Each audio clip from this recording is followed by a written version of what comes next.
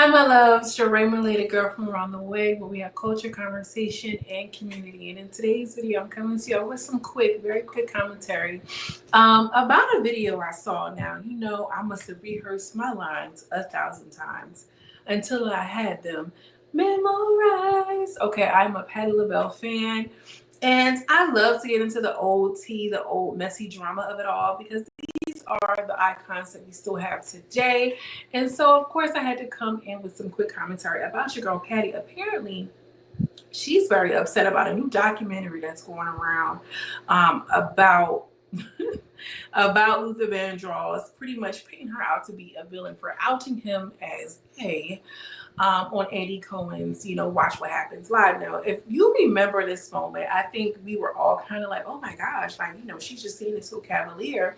She handled it with a little bit of class to me, but I can see the mess and the drama of it all. Now, before I hop into my commentary, I want you all to like this video.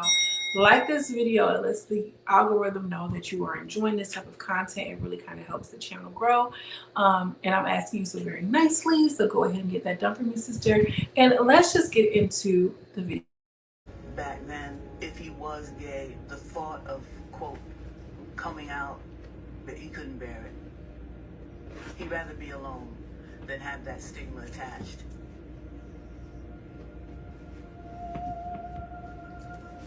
One of the things that really pissed me off is there were people who have talked about his personal life who, he considered friends. Did he struggle with the idea of coming out publicly? Was that something that you talked about at all? We talked about it. It was basically he did not want his mother to be, although she might have known, but he wasn't going to come out and say this to the world. And he had a lot of lady fans, and he told me that he just didn't want to upset the world.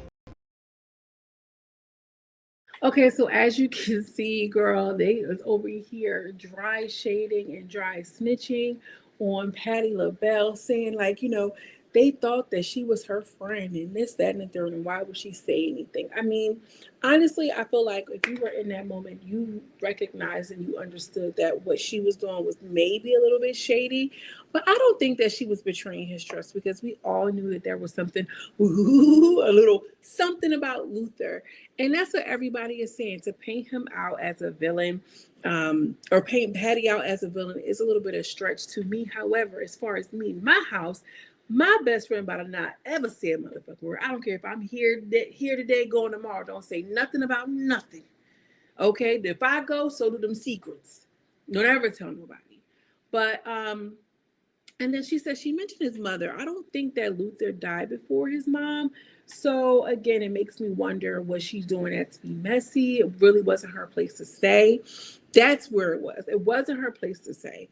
It was not her place to say. Now, if he wanted to come out and say something, he would have. I feel like there's no sense of speaking on the DEAD, girl. There's no sense of speaking on the dead if he's no longer here. He can't defend himself.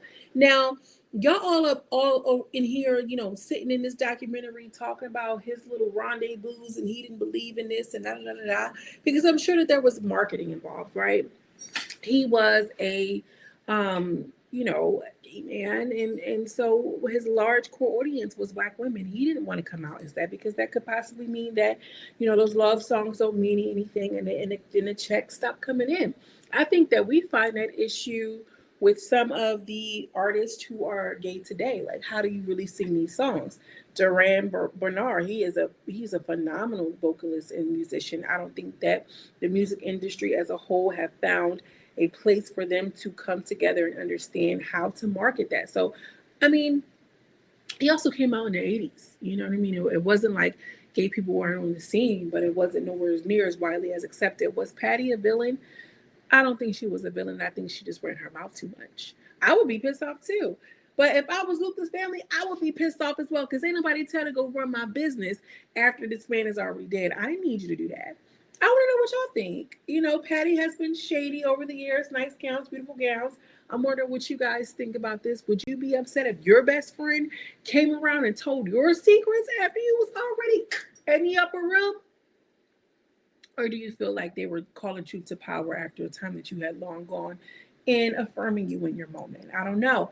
I think that being can't even talk.